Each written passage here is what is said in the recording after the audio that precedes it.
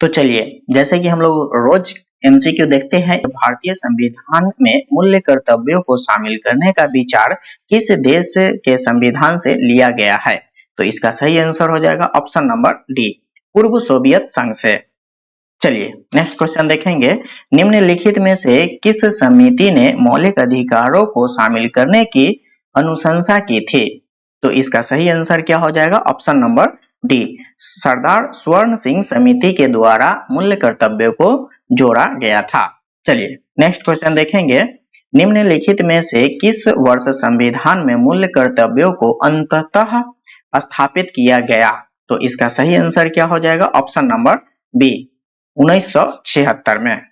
चलिए next question देखेंगे, मौलिक कर्तव्यों को निर्धारित किया गया, तो यह कब किया गया था? तो इसका सही आंसर हो जाएगा ऑप्शन नंबर सी, 42वें संविधान संशोधन के द्वारा निर्धारित किया गया था। चलिए नेक्स्ट क्वेश्चन देखेंगे, 42वें संविधान संशोधन के 10 आचार आदर्शों को किस नाम से जाना जाता है? तो इसका सही आंसर क्या हो जाएगा? ऑप्शन नंबर डी, मौलिक कर्तव्य। चलिए नेक्स्ट क्वेश्चन देखेंगे, 1976 में 42वें संविधान संशोधन द्वारा संविधान में नागरिकों के लिए कितने मौलिक कर्तव्य निश्चित किए गए थे? तो इसका सही आंसर क्या हो जाएगा? ऑप्शन नंबर बी, 10 मौलिक कर्तव्यों को जोड़ा गया था। चलिए नेक्स्ट क्वेश्चन देखेंगे, संविधान के किस भाग में मूल्य कर्तव्यों के अध्याय को जोड़ा गया था? तो इसका सही आंसर क्या हो जाएगा? ऑप्शन नंबर डी, भाग 4 के क में जोड़ा गया था मूल्य कर्तव्यों को। चलिए नेक्स्ट क्वेश्चन देखेंगे, भारतीय संविधान में मौलिक कर्तव्यों की सूची निम्नलिखित में से किस भाग के रूप में जोड़ी गई थी? तो इसका सही आंसर क्या हो जाएगा? ऑप्शन नंबर ए, चौथा भाग में जोड़ा गया था। चलिए नेक्स्ट क्वेश्चन देखेंगे, भारत के संविधान के किस अनुच्छेद में मौलिक कर्तव्यों की चर्चा की गई है? तो इसका सही आंसर हो जाएगा ऑप्शन नंबर ए, अनुच्छेद नंबर 51 के ए में। चलिए नेक्स्ट क्वेश्चन देखेंगे, वर्तमान में संविधान में कुल कितने मूल्य कर्तव्यों का उल्लेख है? तो इसका सही आंसर क्या हो जाएगा? ऑप्शन नंबर सी, कितना है अभी वर्तमान में मूल्य कर्तव्य? तो 11। चलिए नेक्स्ट क्वेश्चन देखेंगे, किस संवैधानिक संशोधन अधिनियम द्वारा संविधान में मूल्य कर्तव्यों को सम्मिलित किया गया है? तो इसका सही आंसर हो जाएगा ऑप्शन नंबर ए, 42वां संविधान संशोधन। चलिए नेक्स्ट क्वेश्चन देखेंगे, मौलिक कर्तव्यों को संविधान में सम्मिलित किए जाने का प्रयोजन है? तो इसका सही आंसर क्या हो जाएगा? ऑप्शन नंबर सी, विनाशक एवं असंवैधानिक गतिविधियों को नियंत्रण करना था मौलिक कर्तव्य का मुख्य उद्देश्य। चलिए नेक्स्ट क्वेश्चन देखेंगे, संविधान में उल्लेखित मौलिक कर्तव्य किसके लिए है? तो इसका सही आंसर होगा ऑप्शन नंबर बी, सभी नागरिकों के लिए। चलिए नेक्स्ट क्वेश्चन देखेंगे, मौलिक कर्तव्यों को अवहेलना करने वाले को क्या किया जा सकता है? तो इसका आंसर क्या हो जाएगा? ऑप्शन नंबर बी, दंड देने की व्यवस्था नहीं है। चलिए नेक्स्ट क्वेश्चन देखेंगे, भारत के प्रत्येक नागरिकों का कर्तव्य होगा प्राकृतिक पर्यावरण का संरक्षण एवं सुधार। उपयुक्त कथन भारतीय संविधान के किस अनुच्छेद में संदर्भित है? तो इसका सही आंसर हो जाएगा ऑप्शन नंबर सी, अनुच्छेद नंबर 51 के ए में किया गया है। चलिए नेक्स्ट क्वेश्चन देखेंगे, निम्नलिखित में से कौन सा एक मौलिक कर्तव्य नहीं है? तो इसका सही आंसर होगा ऑप्शन नंबर डी, करों की अदायगी। चलिए नेक्स्ट क्वेश्चन देखेंगे, निम्नलिखित में से कौन सा एक मौलिक कर्तव्य नहीं है? सेम क्वेश्चन यहाँ भी पूछा जा रहा है, बस ऑप्शन चेंज है, तो आप इसमें से देख लीजिए कौन सा होगा। तो इसका सही आंसर होगा ऑप्शन नंबर सी, धर्मनिरपेक्षता का पालन करना। यह जो है वह मौलिक कर्तव्य नहीं है। चलिए नेक्स्ट क्वेश्चन देखेंगे, निम्नलिखित में से भारत के मौलिक कर्तव्य कौन सा है? इसमें पूछा जा रहा है, जो ऑप्शन दिया गया इसमें से 3 गलत है और 1 सही होगा, तो पूछा जा रहा है जो सही ऑप्शन जो है वह कौन सा है? तो इसका सही आंसर होगा ऑप्शन नंबर बी, हमारी मिली जुली संस्कृति की समृद्ध विरासत को संरक्षित करना व महत्व प्रदान करना है। तो इसका सही आंसर हो गया ऑप्शन नंबर बी। चलिए नेक्स्ट क्वेश्चन देखेंगे, निम्नलिखित में से कौन सा मौलिक कर्तव्य नहीं है? इसमें 3 सही दिया गया है और 1 गलत दिया गया है जिसको छांटना है। तो इसका सही आंसर क्या हो जाएगा? ऑप्शन नंबर बी, राष्ट्रीय उद्यमों का संरक्षण करना। चलिए नेक्स्ट क्वेश्चन देखेंगे। भारतीय संविधान में नागरिकों के मूल्य कर्तव्यों के अंतर्गत सम्मिलित नहीं है, तो इसमें कौन सा है जो सम्मिलित नहीं किया गया है? तो इसका सही आंसर होगा ऑप्शन नंबर सी, धर्मनिरपेक्षता को बढ़ावा देना। यह सम्मिलित नहीं है मूल्य कर्तव्य में। चलिए नेक्स्ट क्वेश्चन देखेंगे। भारत के संविधान के अनुसार भारतीय नागरिकों के मूल्य कर्तव्य निम्नलिखित में से क्या है? तो मूल्य कर्तव्य जो है वह क्या है? तो इसका सही आंसर क्या हो जाएगा? ऑप्शन नंबर डी होगा, उपयुक्त में से सभी। देखिए राष्ट्रगान भी है, ध्वज आदि का सम्मान करना तो है ही मूल कर्तव्य है, वैज्ञानिक प्रविष्टि का विकास करना भी है, और राष्ट्रीय एवं सांस्कृतिक विरासत का संरक्षण एवं परीक्षण करना भी है। चलिए नेक्स्ट क्वेश्चन देखेंगे। भारत के संविधान में भारतीय नागरिकों के मूल्य कर्तव्यों के रूप में निम्नलिखित में से किसकी गणना नहीं की गई है? तो इसका सही आंसर क्या हो जाएगा? ऑप्शन नंबर डी, अंतरराष्ट्रीय शांति और सुरक्षा को बढ़ावा देना जो है यह नहीं किया गया है मूल्य कर्तव्यों में। चलिए नेक्स्ट क्वेश्चन देखेंगे।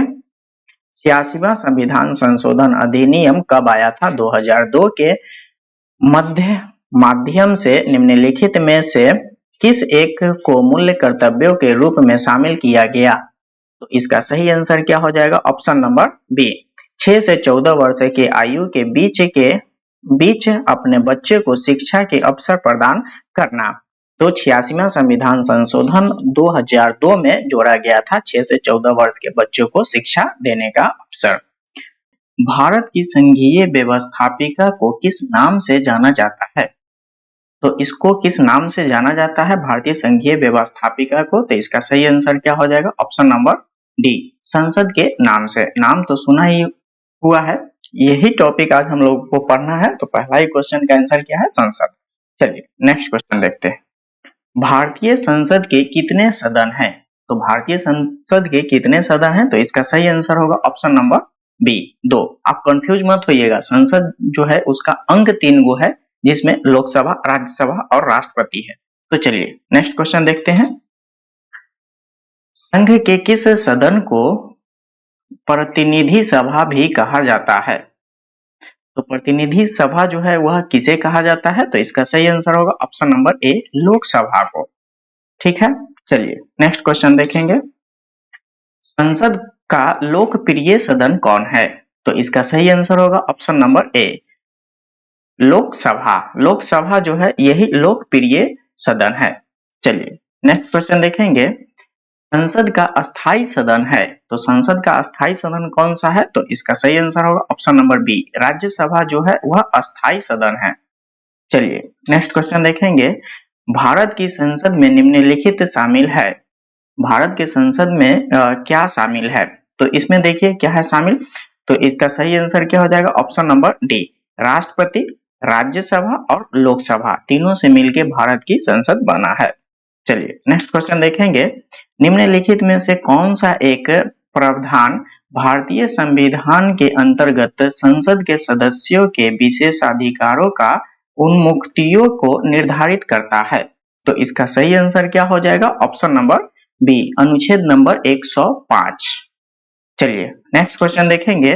निम्नलिखित में से कौन संसद का अन्य भाग नहीं है?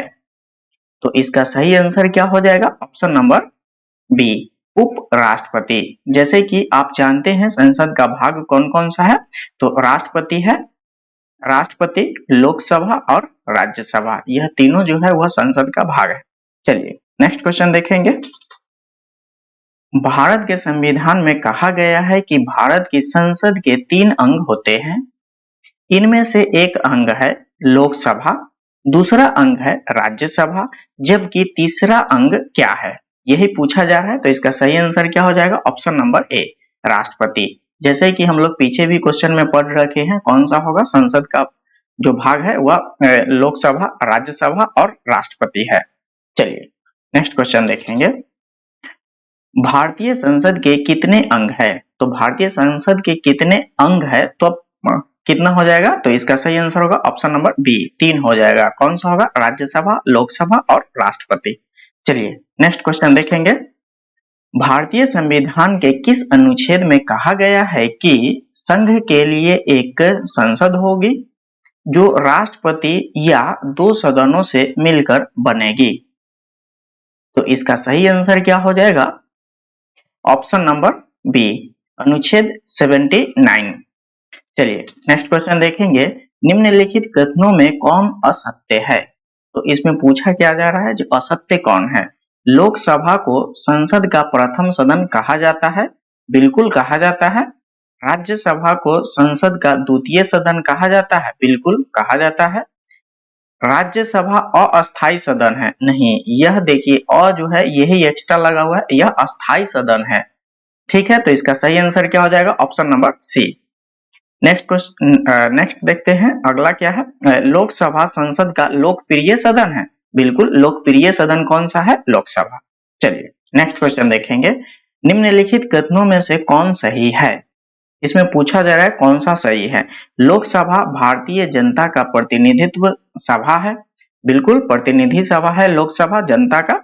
उसके बाद राज्यसभा जो है वह संसद का उच्च सदन है, बिल्कुल उच्च सदन है। नेक्स्ट, राज्यसभा राज्यों का प्रतिनिधित्व करता है, बिल्कुल राज्यसभा जो है वह राज्यों का प्रतिनिधित्व करता है। तो इसका सही आंसर क्या हो जाएगा? ऑप्शन नंबर डी, उपयुक्त में से सभी। सभी के सभी ऑप्शन सही है। चलिए नेक्स्ट क्वेश्चन देखेंगे, संसद का निम्न सदन एवं उच्च सदन क्रमशः है। तो सबसे पहले क्वेश्चन में देखिएगा क्या पूछा जा रहा है, निम्न सदन, उसके बाद पूछा जा रहा है उच्च सदन।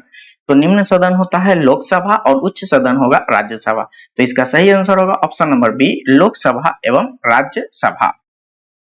चलिए नेक्स्ट क्वेश्चन देखेंगे, संसद को भंग करने के लिए कौन सक्षम है? तो संसद जो है इसको भंग कौन कर सकता है? तो इसका सही आंसर होगा ऑप्शन नंबर ए, राष्ट्रपति इसे भंग कर सकते हैं।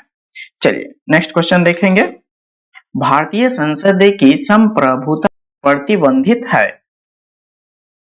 तो इसका सही आंसर क्या हो जाएगा? ऑप्शन नंबर बी, किसके समक्ष होता है? तो न्यायिक समीक्षा से होता है। न्यायिक समीक्षा से भारतीय संसद की संप्रभुता प्रतिबंधित है।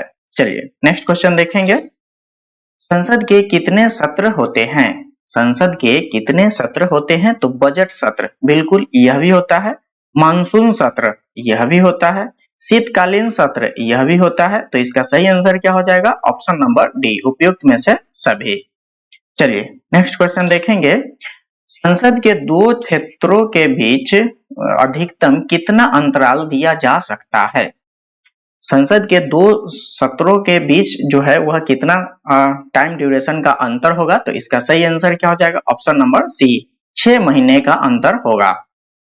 चलिए नेक्स्ट क्वेश्चन देखेंगे, भारतीय संसद के दोनों सदनों की संयुक्त बैठक किस संबंध में होता है? भारतीय संसद के दोनों सदन यानी लोकसभा और राज्यसभा की संयुक्त बैठक जो है वह किस स्थिति में बुलाया जा सकता है? तो इसका सही आंसर क्या हो जाएगा? ऑप्शन नंबर सी, साधारण विधेयक से। चलिए नेक्स्ट क्वेश्चन देखेंगे, साधारण विधेयक से संबंधित गतिरोध को दूर करने के लिए संसद के दोनों सदनों की संयुक्त बैठक कौन बुलाता है? यहाँ पूछा जा रहा है जो संयुक्त बैठक जो है वह कौन बुलाता है? तो इसका सही आंसर होगा ऑप्शन नंबर ए, कौन बुलाते हैं? अपना राष्ट्रपति साहब। चलिए नेक्स्ट क्वेश्चन देखेंगे, लोकसभा व राज्यसभा की संयुक्त बैठक कब होती है?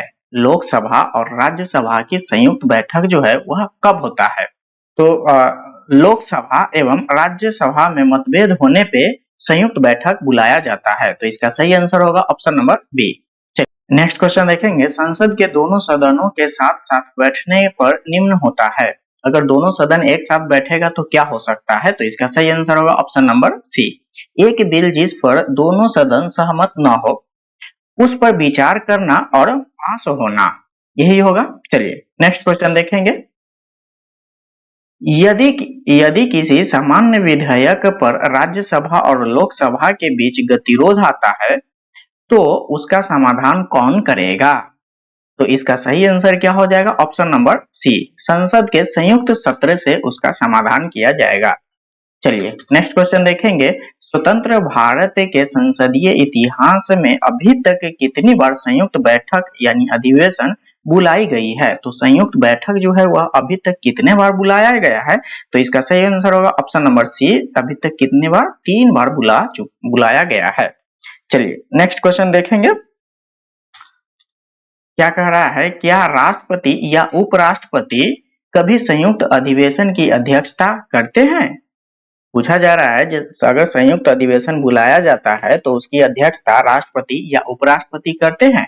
तो बिल्कुल नहीं करते हैं, तो इसका सही आंसर होगा ऑप्शन नंबर बी, कभी नहीं करते हैं। चलिए नेक्स्ट क्वेश्चन देखेंगे। संसद के दोनों सदनों की संयुक्त अधिवेशन की अध्यक्षता कौन करता है? संसद के दोनों सदनों की संयुक्त अधिवेशन की अध्यक्षता जो है वह कौन करता है? तो इसका सही आंसर हो जाएगा ऑप्शन नंबर डी, लोकसभा अध्यक्ष जो है उसकी अध्यक्षता करते हैं। चलिए नेक्स्ट क्वेश्चन देखेंगे। संसद के संयुक्त बैठक को कौन संबोधित करता है?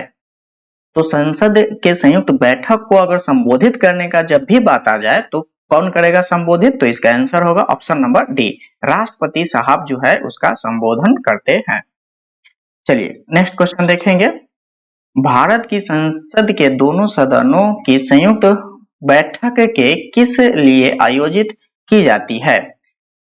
भारत की संसद के दोनों सदन की संयुक्त बैठक जो है वह किस लिए आयोजित किया जाता है, यह पूछा जा रहा है। तो इसका सही आंसर क्या हो जाएगा? ऑप्शन नंबर डी हो जाएगा, उस विधेयक पर विचार करना तथा उसे पारित करने के लिए जिस पर दोनों में मतभेद हो। दोनों में कौन से दोनों में? तो लोकसभा और राज्यसभा में जब मतभेद होगा उस समय संयुक्त अधिवेशन बुलाया जाता है। चलिए नेक्स्ट क्वेश्चन देखेंगे। संसद के संयुक्त अधिवेशन में विधेयक पारित होता है। संसद के संयुक्त अधिवेशन में विधेयक जो है वह पारित होता है, तो वह क्या होता है? तो इसका सही आंसर होगा ऑप्शन नंबर सी, दोनों सदनों की कुल उपस्थिति तथा मतदाता सदस्यों की सामान्य बहुमत द्वारा हो जाता है। क्या कर रहा है? दोनों सदनों में कुल उपस्थिति कितना, दोनों सदन यानी लोकसभा और राज्यसभा में जितने भी मेंबर आए हैं उपस्थित है तथा मतदाता सदस्यों के सामान्य बहुमत द्वारा पारित हो जाता है। चलिए अगला क्वेश्चन देखेंगे। संसद की कार्यवाही सूची में प्रथम विषय होता है। तो संसद के जब कार्यवाही स्टार्ट होता है उस समय प्रथम विषय क्या होता है? तो इसका सही आंसर होगा ऑप्शन नंबर बी, प्रश्नकाल होता है। चलिए नेक्स्ट क्वेश्चन देखेंगे। कौन सी प्रथा संसदीय प्रणाली को भारत की देन है?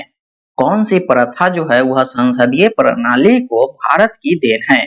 तो इसका सही आंसर क्या हो जाएगा? ऑप्शन नंबर ए, कौन सा होगा? सुनने का। चलिए नेक्स्ट क्वेश्चन देखेंगे। संसद के किसी सदस्य की सदस्यता तब समाप्त हो जाती है यदि वह बिना सदन को सूचित किए अनुपस्थित रहता है।